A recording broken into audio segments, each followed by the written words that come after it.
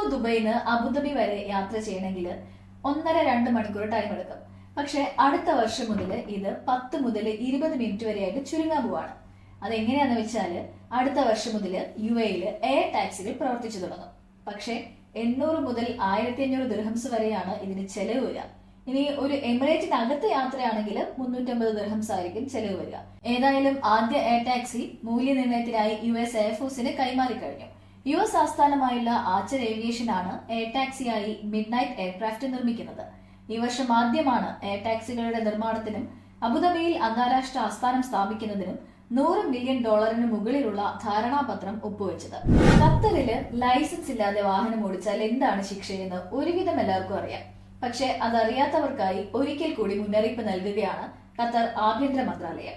3 വർഷം വരെ തടവും 50,000 റിയാൽ വരെ ഫൈനും ലഭിച്ചേക്കാവുന്ന കുറ്റമാണിത്. GCC പൗരന്മാരാണെങ്കിൽ അവർക്ക് അതത് രാജ്യങ്ങളിലെ ലൈസൻസ് വെച്ച് ഖത്തറിൽ വാഹനം ഓടിക്കാം.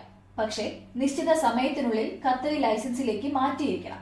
ഇനി മറ്റു രാജ്യങ്ങളിൽ നിന്ന് ലൈസൻസുമായി വരുന്ന ടൂറിസ്റ്റുകളോ വിസിറ്റേഴ്സോ ഒക്കെ ആണെങ്കിൽ അവർക്ക് ഖത്തറിൽ വാഹനം ഓടിക്കണമെങ്കിൽ 15 ദിവസത്തിനുള്ളിൽ ഖത്തറിൽ എത്തി 15 ദിവസത്തിനുള്ളിൽ ഈ ലൈസൻസ് ഖത്തർ അതോറിറ്റീസ് മുൻപാകെ ഹാജരാക്കി നിശ്ചിത സമയത്തേക്ക് പെർമിഷൻ എടുക്കണം.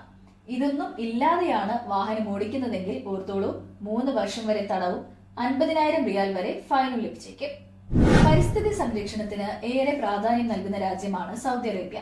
ഇവിടെ കഴിഞ്ഞ ദിവസം പരിസ്ഥിതി നിയമം ലംഘിച്ചതിന്റെ പേരിൽ 2 പൗരന്മാരെ സൈന്യം പിടികൂടി. ഇവർ ചെയ്ത കുറ്റം ഇതൊക്കെയാണ്: നിരോധിത മേഖലകളിൽ ഒട്ടകങ്ങളെ മേച്ചു. 11 ഒട്ടകങ്ങളാണ് അയാൾക്കുണ്ടായിരുന്നത്. ഒരു ഒട്ടകത്തിന് 500 റിയാൽ എന്ന രീതിയിലാണ് ഫൈൻ ഈടാക്കുക. മറ്റൊരാൾ ചെയ്ത കുറ്റം സസ്യങ്ങളുള്ള മേഖലകളിൽ തീയിട്ടു എന്നുള്ളതാണ്.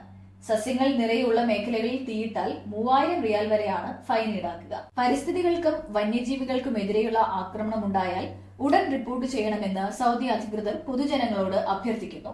ഇത്തരം സംഭവങ്ങൾ റിപ്പോർട്ട് ചെയ്യുന്നതിന് മക്ക, റിയാദ്, കിഴക്കൻ പ്രവിശ്യ എന്നിവിടങ്ങളിലുള്ളവർക്ക് 911 എന്ന നമ്പറിലേക്കോ രാജ്യത്തിന്റെ മറ്റ് പ്രദേശങ്ങളിലുള്ളവർക്ക് 999 അല്ലെങ്കിൽ 996 എന്ന നമ്പറിലേക്കോ വിളിക്കാം.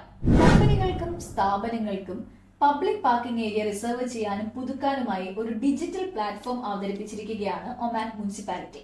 ഇതിനായി കമ്പനികൾക്ക് ചില രേഖകൾ ആവശ്യമാണ്.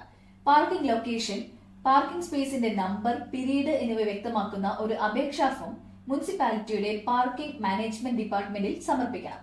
വാണിജ്യ രജിസ്റ്റർ വേണം. ടൈറ്റിൽ ഡീഡിന്റെയും ഏരിയ ഡ്രോയിങ്ങിന്റെയും പകർപ്പ് വേണം. കെട്ടിട ഉടമയിൽ നിന്ന് NOCയും ഉടമയുടെ ID കാർഡും വേണം. പാർക്കിംഗ് റിസർവേഷൻ പുതുക്കുന്നതിനുള്ള ഫീസ് ലൊക്കേഷൻ അടിസ്ഥാനമാക്കി വ്യത്യസ്തമായിരിക്കും. പാർക്കിംഗ് ഫീസ് ഉള്ള സ്ഥലങ്ങളിലാണെങ്കിൽ 50 റിയാലാണ് പ്രതിമാസം വേണ്ടത്. ഫീസ് ഇല്ലാത്ത സ്ഥലങ്ങളിൽ പ്രതിമാസം 30 റിയാലും.